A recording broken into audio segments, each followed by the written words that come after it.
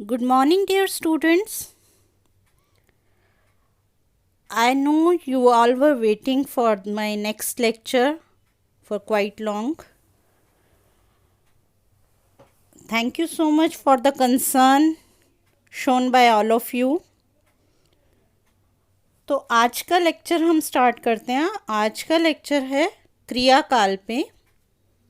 क्रियाकाल किसे कहते हैं? क्रियाकाल शब्द दो शब्दों से मिलकर बना है, क्रिया प्लस काल.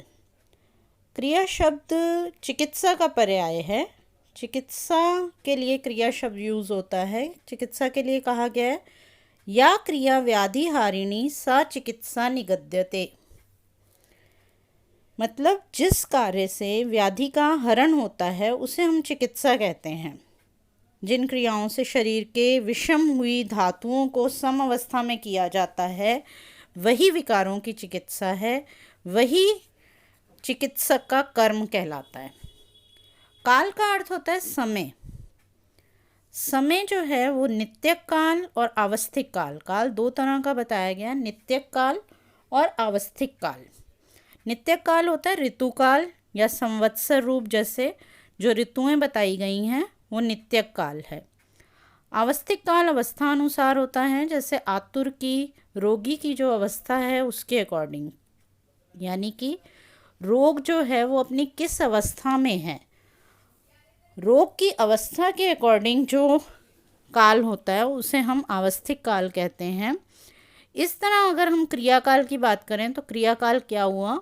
रोगी के रोग की अवस्था काल के अनुसार की गई चिकित्सा. यानी रोग की अवस्था के अनुसार जो चिकित्सा की जाती है उसे हम कहते हैं क्रियाकाल.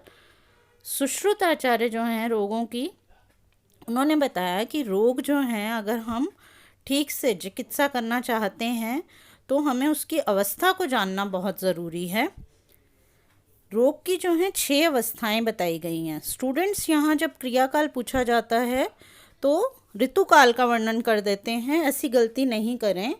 ऋतुकाल का यहाँ वर्णन नहीं करना है. 6 अवस्थाएं जो रोगों की बताई गई हैं जिनमें चिकित्सा करनी चाहिए ताकि रोग आगे ना बढ़े, उसी को हम जो है क्रियाकाल कहते हैं, जो कि षड्विध क्रियाकाल कहलाता है. सुश्रुत ने 6 अवस्थाएं बताई हैं. चरक और वाग्भट ने जो है रोगों की संचय, प्रकोप, प्रशम 3 अवस्थाएं ही बताई हैं.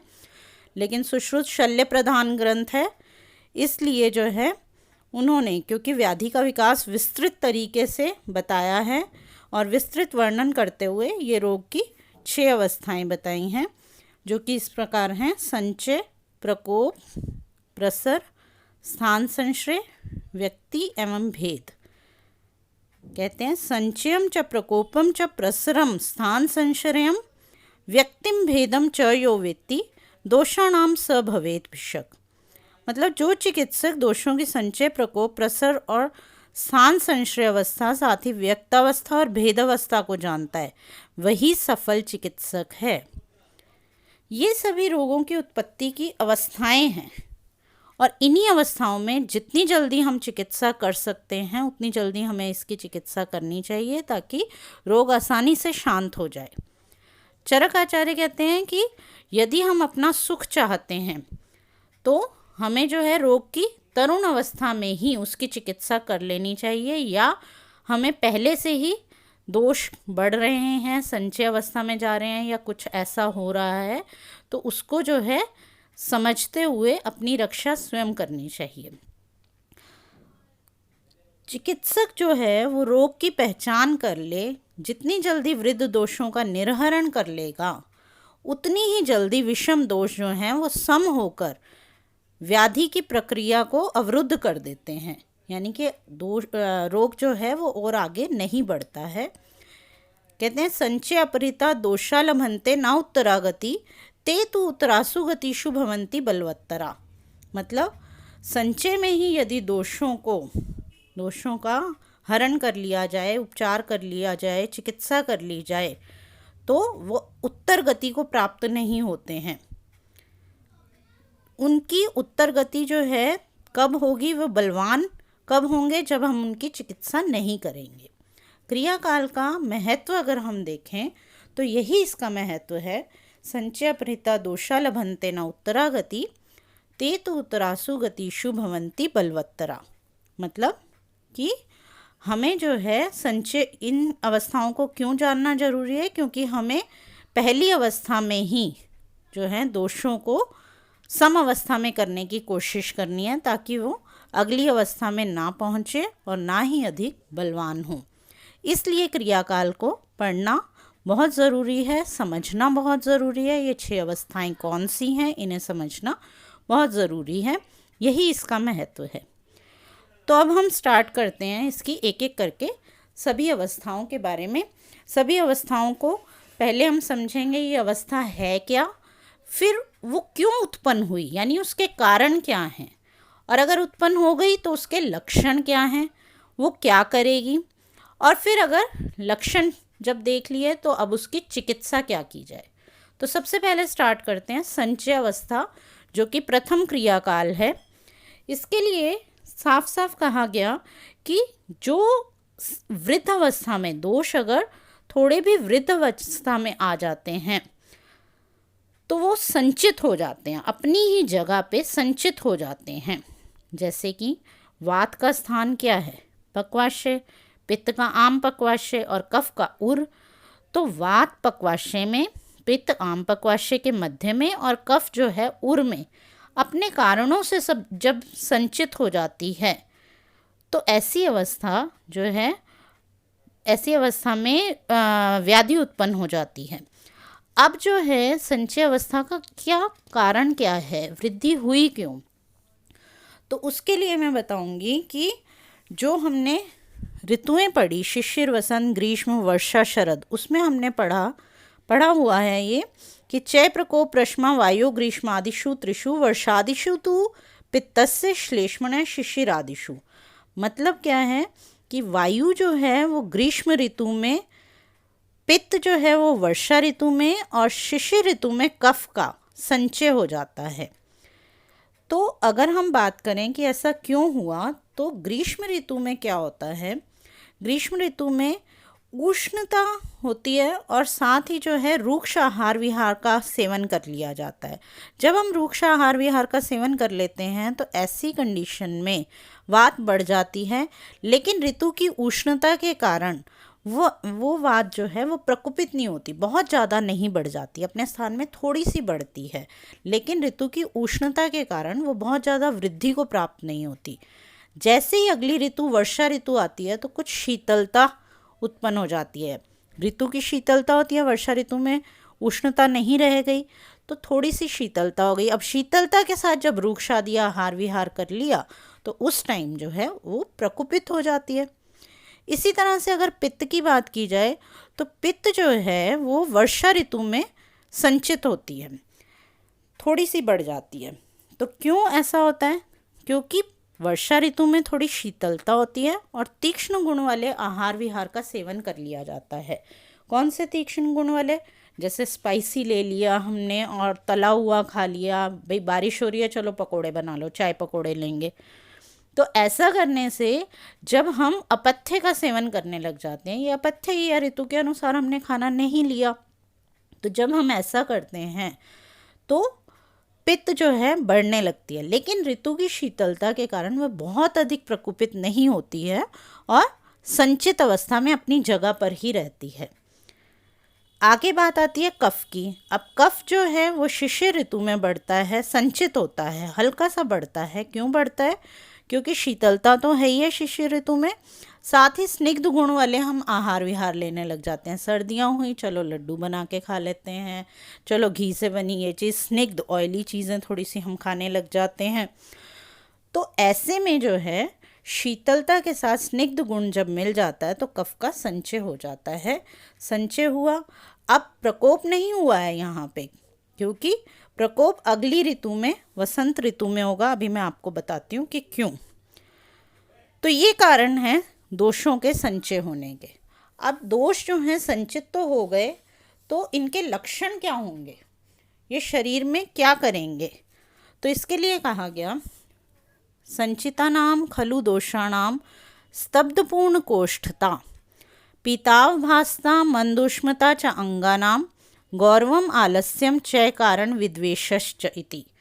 मतलब क्या है कि अगर वायु का संचय हो गया तो कोष्ठ जो है स्तब्ध होगा और पूर्णता का एहसास होगा। यानी कि स्तब्धता मतलब होता है जकड़ाहट और पूर्णता होता है फुलनेस। तो एकदम जकड़ा हुआ सा रहेगा और ऐसा महसूस होगा जैसे फुल फिल्ड है, हर समय फुलनेस का एहसास होगा। तो ये वात का संचय हमें पता चलेगा कि वात का संचय हो गया है। पित्त का संचय होगा तो पिताव भासता कहा गया, यानी कि yellowish discoloration of skin, eyes, nails, urine and stool, इन सभी का जो है येलोइश डिस्कलरेशन हो जाएगा। कफ जब संचित हो जाएगा शरीर में तो मंदाग्नि होगी, डाइजेशन प्रॉपर नहीं होगी, अंगों में भारीपन उत्पन्न हो जाएगा और आलस्य यानी कि लेजीनेस हो जाएगी। दोष संचय करने वाले जो कारण हैं उनसे विद्वेष हो जाएगा। आगे बताया च कारण विद्वेषश्च इति। मतलब दोष संचय करने वाले जो भी कारण थे, जैसे कि रूक्ष आहार विहार, अगर वात का संचय हुआ है तो रूक्ष आहार विहार का के प्रति अनिच्छा हो जाएगी, विद्वेष उत्पन्न हो जाएगा। पित्त का संचय है तो तीक्ष्ण आहार, अम्ल आहार, विदाही, इस तरह का आहार लेने का मन नहीं करेगा। कफ का संचय हो गया तो शीतल स्निग्ध आहार विहार के प्रति विद्वेष उत्पन्न हो जाएगा। तो अब ऐसे में चिकित्सा क्या करें? जैसे मैंने बताया कारण, लक्षण और चिकित्सा सब अवस्थाओं की हमें जाननी है। तो चिकित्सा क्या करनी है? संचय अवस्था में चिकित्सा क्या करेंगे? निदान परिवर्जन कहा गया है। निदान परिवर्जन का मतलब जो भी हमने अभी तक निदान बताए हैं संचय होने के, कि क्या क्या आहार विहार से किस दोष का संचय होता है, तो उन सब का हमें परिवर्जन करना है, यानी अवॉइड करना है। उन आहार विहार का सेवन हमें नहीं करना है। तो कहा गया है संक्षेपतः क्रिया योगो निदान परिवर्जनम। संक्षेप में इसकी चिकित्सा जो है, संचित अवस्था की चिकित्सा जो है वो निदान परिवर्जन ही है।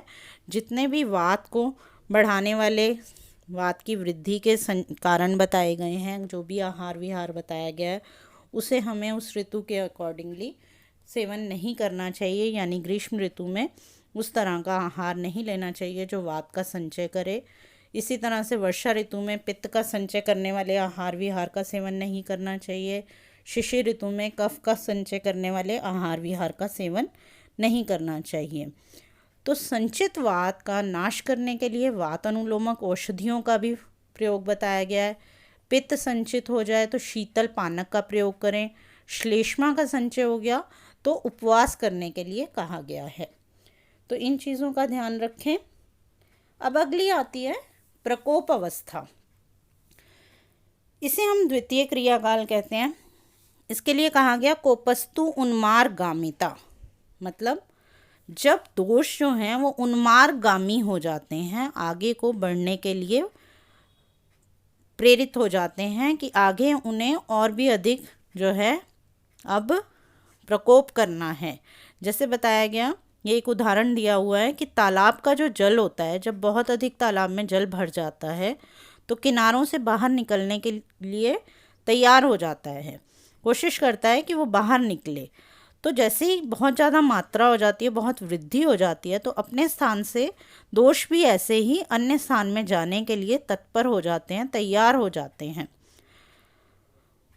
तो ऐसे में एक्चुअली अब इसका कारण क्या है, फिर से अब हम देखें कि कारण क्या है। तो मैंने आपको जैसे ऋतुओं की बात कही थी, तो वात की अगर हम बात करें तो वात जो है अब वर्षा ऋतु आ गई। मान लीजिए ग्रीष्म ऋतु में संचित हो गई, तो अब वर्षा ऋतु में क्या होगा कि कुछ शीतलता आ जाएगी। रूक्ष आहार विहार लिया हुआ है, शीतलता आ गई, तो शीत और रूक्ष दोनों ही जो हैं वात को बढ़ाने वाले गुण हैं।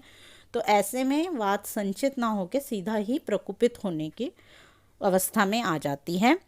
इसी तरह से पित्त जो है वर्षा ऋतु में संचित हुआ था, लेकिन शरद ऋतु में क्या हुआ, शरद ऋतु आते ही उष्णता उत्पन्न हो गई, वर्षा की शीतलता चली गई, तो ऐसे में पित्त जो है वो प्रकोपित हो जाएगा।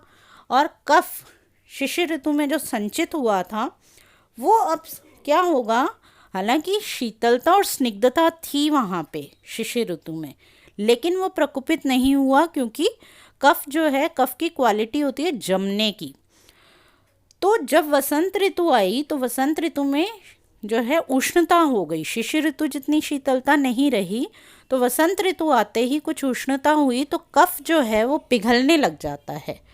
तो पिघलता हुआ कफ जो है वो अपने स्थान से आगे बढ़ के दूसरी जगह जाने की कोशिश करता है, क्योंकि वो पिघल चुका है तो आगे बढ़ने की वो कोशिश करता है और प्रकोपित हो जाता है।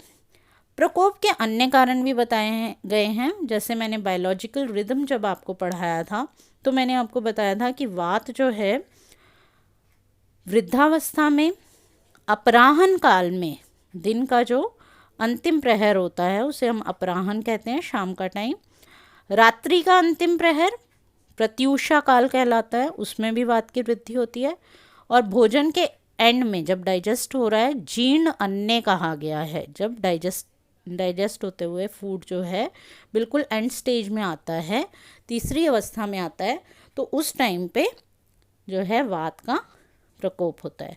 इसी तरह पित्त जो है युवावस्था, मध्याह्न, अर्धरात्रि और जीर्यतन्ने डाइजेशन के बीच में बढ़ती है, और कफ जो है वो बाल्यावस्था में, पूर्वाह्न में, प्रदोष काल का मतलब होता है रात्रि का प्रथम प्रहर, और भुक्त मात्रे यानी खाना खाते ही, immediately after taking the meals, उस टाइम पे जो है कफ की वृद्धि होती है। तो ये प्रकोप के कारण हैं। प्रकोप में अब हमें जो है प्रकार समझने हैं। प्रकोप दो प्रकार का होता है, एक होता है चय प्रकोप और एक होता है अचय प्रकोप। चय प्रकोप का मतलब होता है जो संचित अवस्था के बाद उत्पन्न हुआ, जो दोष जो हैं पीछे संचित हुए थे और अब जो हैं वो प्रकोपित होने लग गए, क्योंकि संचित अवस्था में उनका उपचार नहीं हुआ था। तो इसको जो है चक्रपाणी ने काठिन्याद भी कहा है, और इसे अपथ्य निमित्तज कहते हैं, क्योंकि हमने अपथ्य का सेवन किया। एक होता है अचय प्रकोप। अचय प्रकोप का मतलब क्या है? पथ्य का सेवन भी कर रहे हैं, हमने पथ्य आहार विहार लिया, बिल्कुल ऋतु के अकॉर्डिंग हमने जो है सोचते हुए कि इस टाइम ये वाला दोष बढ़ सकता है, तो हमने उसके अकॉर्डिंगली पथ्य आहार विहार का सेवन किया, फिर भी जो है लक्षण उत्पन्न हुए, फिर भी किसी भी तरह के, जैसे कि वात कब बढ़ जाएगा, जैसे बलवान से युद्ध करने से वात का जो है प्रकोप होता है, क्रोध करने से पित्त का प्रकोप होता है, दिवाशयन से कफ का प्रकोप होता है। तो ये जो हैं ये पथ्य निमित्तज प्रकोप हैं, यानी कि पथ्य का सेवन करने पर भी हुए, इसे हम ऊन भावाद भी कहते हैं। अब आते हैं प्रकोप अवस्था के लक्षण। प्रकोप अवस्था के लक्षण बताए गए, तेषाम प्रकोपात कोष्ठ तोद संचरण, अम्लिका पिपासा परिदाह, अन्नद्वेष हृदयोत्क्लेदश्च जायन्ते। मतलब अगर वात का प्रकोप होगा तो कोष्ठ में तोद होगा। तोद का मतलब होता है प्रिकिंग सेंसेशन, सुई चुभने जैसी पीड़ा, एब्डोमेन में प्रिकिंग सेंसेशन हो रही है। संचरण, संचरण यानी वायु का इधर उधर चलना, कई बार ऐसी फीलिंग होती है कि हमारे पेट में वायु चल रही है, तो वो जो है वो वात के प्रकोप का लक्षण है। पित्त का प्रकोप हो गया तो अम्लिका यानी एसिडिटी, पिपासा एक्सेसिव थर्स्ट को कहते हैं, बहुत ज़्यादा प्यास लगने लगे, और परिदाह, परिदाह का मतलब होता है बर्निंग सेंसेशन इन चेस्ट। ये तीन लक्षण मिलते हैं। कफ का प्रकोप हो जाए तो अन्न द्वेष यानी खाना खाने का मन नहीं करेगा, एनोरेक्सिया जिसे कहते हैं। हृदयोत्क्लेद, हृदयोत्क्लेद का मतलब होता है नोजिया, यानी जैसे कहते हैं ना कि वॉमिटिंग होने जैसा लग रहा है, वॉमिटिंग आ नहीं रही है, वॉमिट हो नहीं रहा, लेकिन ऐसा लग रहा है जैसे वॉमिटिंग आएगी, तो दैट इज़ कॉल्ड नोजिया या हृदयोत्क्लेद। ये कफ के प्रकोप के लक्षण हैं। तो ये सब प्रकोप के लक्षण हुए। वात पित्त कफ अगर प्रकोपित हो जाते हैं तो ये लक्षण शो करते हैं। अब हम बात करते हैं इसकी चिकित्सा की। चिकित्सा में कहा गया कि शोधन चिकित्सा करनी चाहिए। कैसे? वात के लिए सबसे अच्छा संशोधन कर्म क्या है? वस्ति, पित्त के लिए विरेचन और कफ के लिए वमन, और वो भी ऋतु अनुसार। जैसे कि वात जो है वो किस ऋतु में बढ़ी हुई है ये देखना है पहले हमें। किस ऋतु में बढ़ी है वात भाई? वर्षा ऋतु में, तो वर्षा ऋतु में वस्ति करवाएं। पित्त जो है वो शरद ऋतु में बढ़ता है, तो पित्त शरद ऋतु में विरेचन कराएं, पित्त का शोधन करने के लिए। कफ जो है वो वसंत ऋतु में बढ़ता है, तो कफ का शोधन कराने के लिए वमन कराना है, वसंत ऋतु में कराया जाएगा। तो ऋतु अनुसार संशोधन चिकित्सा करनी चाहिए, यही प्रकोप की चिकित्सा है। अब हम बात करेंगे अगली तीसरी अवस्था की, तीसरी तृतीय क्रियाकाल जिसे कहा जाता है, वो है प्रसर अवस्था। प्रसर में क्या होता है?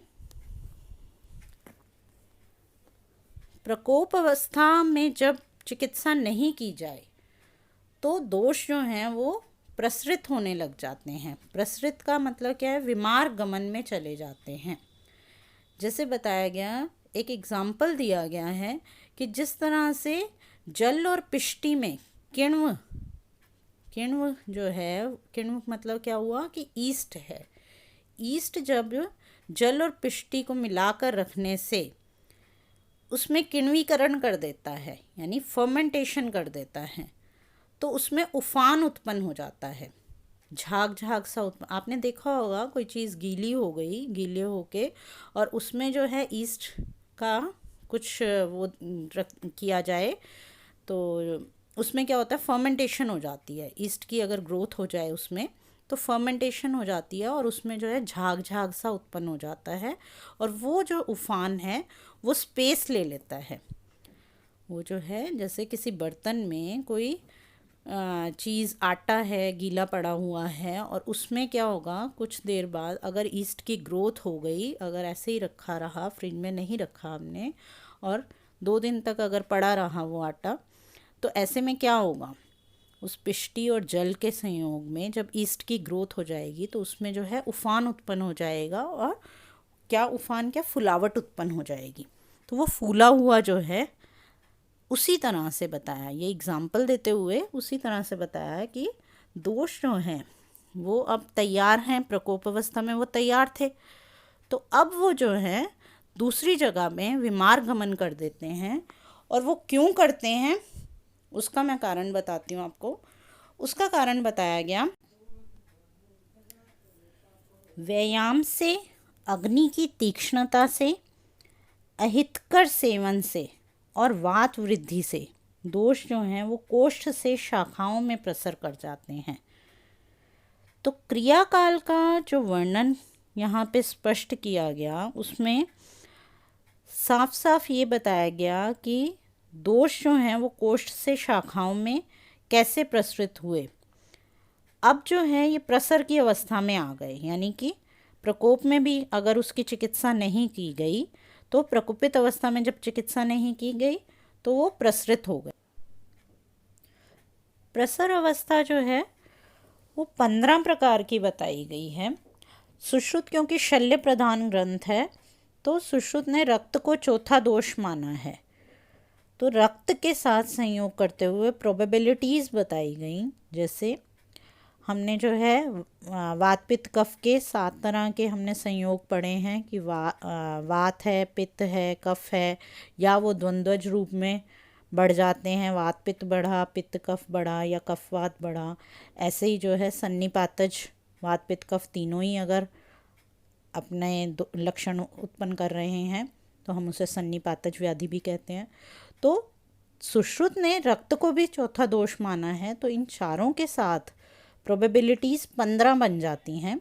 जैसे कि फर्स्ट इज़ वात, सेकंड पित्त, थर्ड कफ, फोर्थ रक्त हो गया। तो वात पित्त, पित्त कफ, कफ वात, वात पित्त कफ, वात रक्त, पित्त रक्त, कफ रक्त, वात पित्त रक्त, पित्त कफ रक्त, कफ वात रक्त, वात पित्त कफ रक्त। यानी कि 7 तो वही हुए जो दोषों के साथ वात पित्त कफ के साथ हैं, एक 8वां रक्त हो गया। और जब इन्हीं 7 के साथ रक्त मिला दिया जाता है तो वो 7 वो भी हो गए। वात पित्त कफ द्वंद्वज और सन्निपातज के साथ जब रक्त भी मिला दिया गया, 7 वो हो गए, 7 ये अकेले हो गए, और एक रक्त अकेला दोष। तो इस तरह से 15 प्रकार के प्रसार बताए गए हैं। प्रसरित दोषों के जो हैं लक्षण क्या बताए गए, उसमें कहा गया, एवं प्रकुपिता नाम प्रसृताम वायो विमार्गमन आटोपो ओषचोष परिदाह धूमाय नानी पित्तस्य अरोचका विपाक अंग सादश छर्दिश चैति श्लेष्मणो लिंगानि भवन्ति। मतलब यही प्रकुपित हुए दोष जब प्रसर अवस्था को प्राप्त होते हैं तो वायु अगर प्रसरित हुई है तो विमार गमन कर जाती है और आटोप उत्पन्न करती है। आटोप का मतलब होता है कि पेट में गुड़गुड़ाहट सा महसूस होना। पित्त यदि प्रसरित होता है तो ओष, चोष और परिदाह और धूमायनानी, ये 4 लक्षण होते हैं। ओष का मतलब होता है पेशेंट ऐसा कहता है जैसे फायर जो है उसके आसपास आग जल रही है, और चोष का मतलब होता है जैसे यही अग्नि उसे टच कर रही है। पेशेंट आके कहेगा मुझे ऐसा महसूस हो रहा है जैसे आग मुझे टच कर रही है।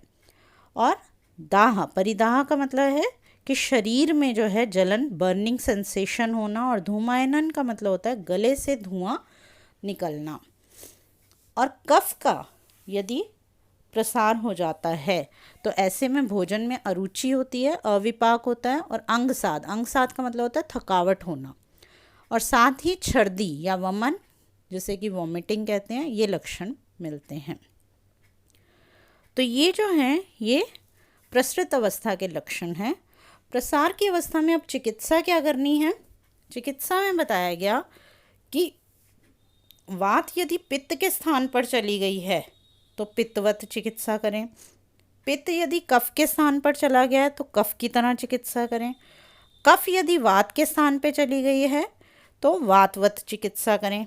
यानी स्थान पे, जिस स्थान पे गए हैं तो उस स्थान में जो दोष रहता है, स्थानगत दोष की चिकित्सा पहले करनी है।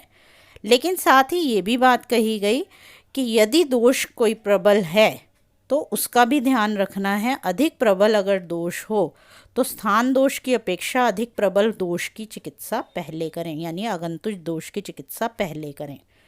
तो दोनों ही बातों का ध्यान रखना है, स्थानगत दोष का भी ध्यान रखना है और स्थानगत दोष के साथ साथ अधिक बलवान जो दोष है उसकी भी चिकित्सा करनी प्रथम आवश्यक है। तो अब अगर प्रसरित अवस्था में चिकित्सा नहीं की गई तो क्या होगा? अब ये भी एक अवस्था थी हमारे पास, तृतीय चतुर्थ काल, हमारे पास तीसरा अवसर था चिकित्सा करने का। अब भी यदि रोग पे ध्यान नहीं दिया गया, पेशेंट ने ध्यान नहीं दिया, अरे चलने दो, ठीक है ना, फिर क्या हो गया, हो जाएंगे ठीक, कुछ नहीं होता, कुछ नहीं होता, कुछ नहीं होता करते करते दोष जो हैं अगली अवस्था में चले जाएंगे और वो चतुर्थ क्रियाकाल कहलाएगा, जिसे कि हम स्थान संश्रय अवस्था कहते हैं।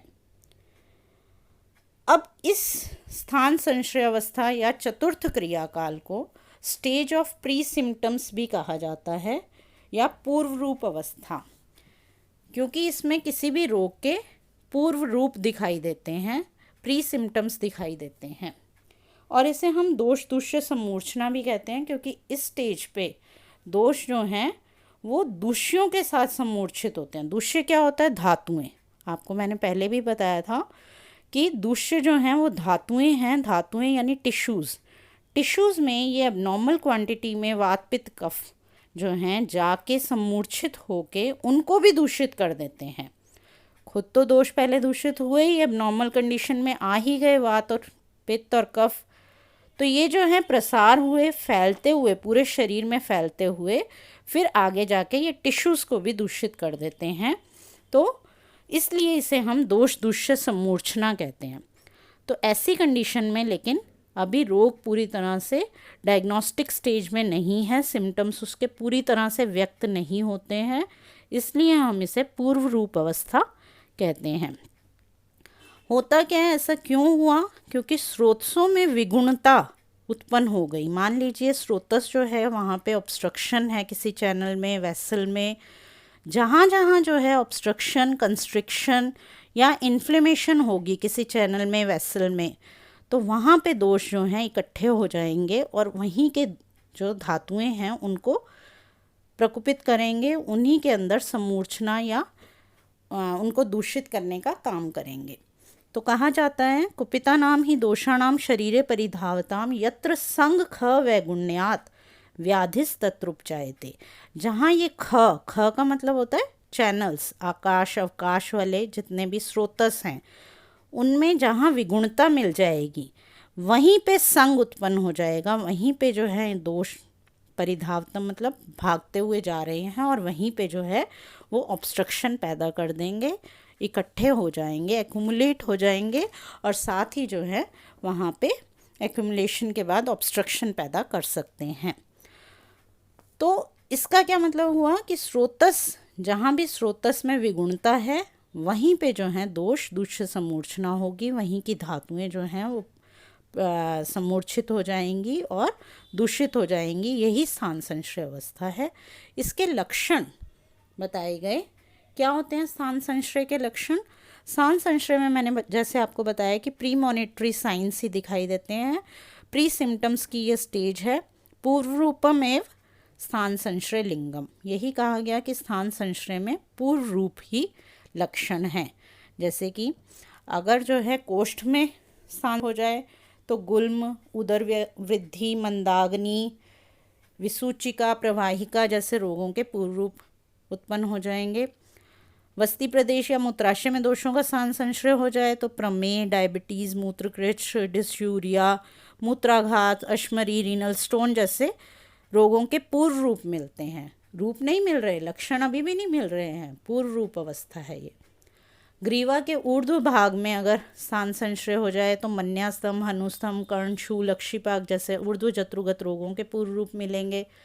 त्वचा में अगर स्थान संश्रय हो गया तो त्वचा के विकार उत्पन्न हो जाएंगे। मांस धातु में अगर स्थान संश्रय हो गया तो कुष्ठ विसर्प के पूर्व रूप मिलेंगे। मेदगत अगर हो गए दोष जो हैं दूषियों में समूर्छित हो गए तो ग्रंथि, अपची, अर्बुद, गलगंड ये मेदगत रोग हैं। तो मेदगत रोगों में इन्हीं लक्षणों के साथ इनके पूर्व रूप मिलेंगे। अगर अस्थिगत हो गए तो विद्रदि के पूर्व रूप होंगे। पैरों में चले गए तो श्लीपद, वातरक्त, वातकंटक जैसे रोग हैं उनके पूर्व रूप मिलते हैं। सर्व शरीरगत हो जाएं तो ज्वर और सर्वांग रोग के पूर्व रूप प्रकट होंगे। गुदा स्थान में दोषों का स्थान संश्रय हो जाए तो अर्श और भगंदर के पूर्व रूप मिलते हैं। वृषणगत होने पर आंत वृद्धि के पूर्व रूप मिलते हैं। इस तरह से बहुत सी जितने भी मतलब अगर हम बात करें कि जितनी भी धातुएं हैं या अवयव हैं, जहाँ जहाँ भी स्थान संश्रय होगा वहाँ वहाँ के ही अनेक प्रकार के जो रोग हैं वहाँ के उनके पूर्व रूप इस अवस्था में उत्पन्न हो जाएंगे और लेटर ऑन वही डिजीज़ उत्पन्न होगी। तो इस कंडीशन में भी जो है हम डॉक्टर जो है वो समझ सकता है कि अगली कंडीशन आने वाली है, कौन सा रोग उत्पन्न होने वाला है। प्रीमॉनिटरी साइंस या पूर्व रूप देखकर भी हम ये ज्ञान कर सकते हैं, ज्ञात हो सकता है कि अगली आगे कौन सी बीमारी पेशेंट को होने वाली है। तो इसकी चिकित्सा की बात करें तो चिकित्सा क्या है? निदान परिवर्जन ही बताया गया है कि निदान का परिवर्जन करें और लक्षणात्मक चिकित्सा करें। जैसे भी आपको सिम्टम्स दिखाई दे रहे हैं वैसी चिकित्सा करें। अगली अवस्था है व्यक्त अवस्था। व्यक्त अवस्था पंचम क्रियाकाल है। Stage of symptoms. अब जो है सिम्टम्स डेवलप हो गए हैं। आपने अगर उसमें पिछली दोष दूष्य समूर्छना में अगर आपने चिकित्सा नहीं की पेशेंट की तो अगली स्टेज पहुंच जाएगी जिसमें कि सिम्टम्स उत्पन्न हो जाएंगे। व्यक्त अवस्था कहलाती है। ये पंचम क्रियाकाल है और इसमें जो है पैथोलॉजी उत्पन्न हो चुकी है अच्छे से और दूषियों में दोष जो हैं वो अच्छी तरह समूर्छित हो चुके हैं। तो धातुओं में जो है विष उत्पन्न हो जाता है। यही रोग की व्यक्त अवस्था या रूप अवस्था भी कहलाती है। यहाँ जो है माइक्रो ऑर्गेनिजम्स हैं या विष है, टॉक्सिन्स हैं, वो किसी भी स्थान पर अपना पूरा प्रभाव डालने लग जाते हैं। ये अवस्था व्याधि का निर्णय करने में सहायक होती है। डायग्नोसिस इसमें बन जाता है कि ये रोग है। व्यक्तावस्था दो तरह की बताई गई है। एक प्रकृति समसमवाय, दूसरी विकृति विषम समवाय। प्रकृति समसमवाय का मतलब है दोष कौन से प्रकोपित हुए थे और किन दोषियों को जाके उन्होंने दूषित किया है, इसके अकॉर्डिंग अगर लक्षण होंगे। जैसे वात दोष अगर प्रकोपित हुआ है और उसने कौन सी जगह पे जाके समूर्छना उत्पन्न की है, उसी के अकॉर्डिंग अगर लक्षण होंगे, वात के ही लक्षण होंगे। मान लीजिए वात जो है कोष्ठ में चला गया तो वात के और कोष्ठ से रिलेटेड ही रोग अगर उत्पन्न हुआ तो हम उसे कहते हैं प्रकृति समसमवाय। और अगर दोष कोई और उत्पन्न प्रकोपित हुआ और उसने जाकर जिस जगह पे दूषित किया दूषियों को, उस जगह के भी लक्षण नहीं दिखाई दे रहे और उस दोष के भी लक्षण नहीं दिखाई दे रहे, कुछ अलग ही लक्षण उत्पन्न हो गए, कुछ केमिकल रिएक्शंस हुई और विभिन्न धर्मी लक्षण उत्पन्न हो गए। तो ऐसी कंडीशन को हम कहते हैं विकृति विषम समवाय। तो ये जो है दो तरह का मैंने आपको बताया, व्यक्त अवस्था जो है ये दो तरह की होती है, प्रकृति सम समवाय और विकृति विषम समवाय। अलग लक्षण उत्पन्न होंगे तो विकृति विषम समवाय कहलाएंगे। अब लक्षण क्या है? लक्षण भाई कारण बताया, प्रकार बताए। अब लक्षण की बात करें तो रोग के अकॉर्डिंग, जो रोग उत्पन्न हुआ है उसी के अकॉर्डिंग उसके लक्षण होंगे। चिकित्सा अगर देखें तो चिकित्सा भी रोग के अकॉर्डिंग होगी। जो भी रोग उत्पन्न हुआ है, मान लीजिए प्रमेह उत्पन्न हो गया, डायबिटीज़ हो गई, तो डायबिटीज़ के ही लक्षण भी मिलेंगे, डायबिटीज़ की चिकित्सा भी करनी है। चिकित्सा 3 तरह की है, इसमें शमन भी किया जा सकता है।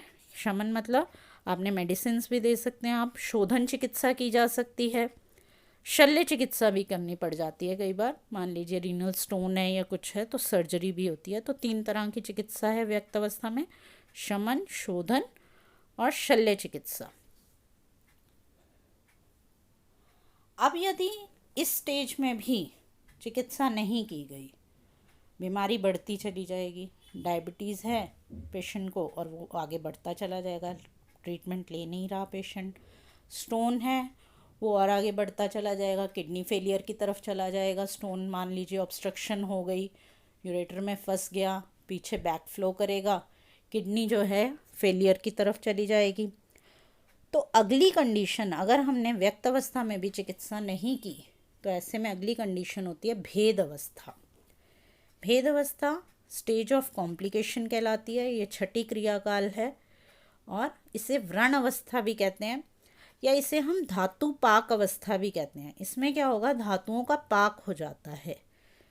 धातुओं का पाक का मतलब धातुएं और ज़्यादा, मतलब टिश्यूज़ में जब समूर्छना हो गई, उसके अंदर सारे लक्षण उत्पन्न हो चुके हैं, अभी भी चिकित्सा नहीं की गई, तो वो एबनॉर्मेलिटीज़ जो हैं वो टिश्यूज़ को भी खाने लग जाएंगी। वो टॉक्सिन्स जो हैं वो या माइक्रो ऑर्गेनिज्म जो हैं वो सब टिश्यूज़ को भी खाने लग जाएंगे। तो ऐसे में व्रण या अल्सर्स उत्पन्न हो जाते हैं। कहा गया है कि टिश्यूज़ जो हैं विदीर्ण हो जाते हैं, फट जाते हैं, शोफ आदि उत्पन्न हो गया, तो इसे हम इसीलिए भेद अवस्था कहते हैं कि फट जाते हैं। इसमें दूष्य जो हैं वो भी पाक की अवस्था को प्राप्त हो जाते हैं और इसमें ट्रीटमेंट करना मुश्किल हो जाता है और ये असाध्यता को प्राप्त हो जाता है। ये अवस्था जो है रोग इसमें असाध्य हो जाता है, ये इसीलिए जो है अंतिम अवस्था कही गई है दोष वृद्धि की। इसमें उपद्रव पैदा हो जाते हैं, कॉम्प्लिकेशंस होती हैं।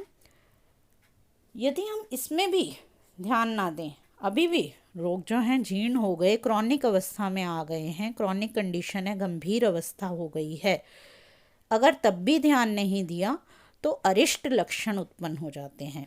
अरिष्ट आपको मालूम ही है, अरिष्ट लक्षण कब कहा जाता है, कब उत्पन्न होते हैं? जब मृत्यु के नज़दीक होता है व्यक्ति या रोगी, जब मृत्यु के नज़दीक होता है तो अरिष्ट लक्षण उत्पन्न हो जाते हैं, पैदा हो जाते हैं। तो अरिष्ट लक्षण उत्पन्न होते ही जो है मृत्यु होना संभव ही है कि मृत्यु हो सकती है। तो ऐसे में जो है हमें कोशिश यही करनी चाहिए कि हम पहली स्टेज पे ही रोग को रोक लें, संचय अवस्था में ही रोग को आगे बढ़ने ना दें, वहीं पे निदान परिवर्जन कर लें तो बेहतर रहेगा। अगर फिर भी अगली स्टेज आ गई है तो वहाँ रोक लिया जाए। हमारे पास 6 अवसर हैं चिकित्सा करने के। इन 6 अवसरों में भी यदि चिकित्सा नहीं की गई तो रोग असाध्य हो जाएगा, अरिष्ट लक्षण उत्पन्न हो जाएंगे, तो हम जो है रोगी को बचा भी नहीं पाएंगे। ऐसे में तो मृत्यु होना संभव या स्वाभाविक ही हो जाएगा। तो इसलिए जो है चिकित्सक वही श्रेष्ठ है, चिकित्सक वही अच्छा है जो रोग की अवस्थाओं को जानता है और पहली स्टेज पे ही जो है रोग को संभाल लेता है, या जब भी पेशेंट आपके पास आया उसका डायग्नोसिस बना के उसकी चिकित्सा आपने शुरू कर दी, तो तभी आप जो है एक बेस्ट फिजिशियन हैं, तभी एक चतुर चिकित्सक बन पाएंगे। जब आप इन अवस्थाओं को समझ के उनके अकॉर्डिंग ट्रीटमेंट दे पाएंगे, तभी जो है बेटर रहेगा। Thank you so much.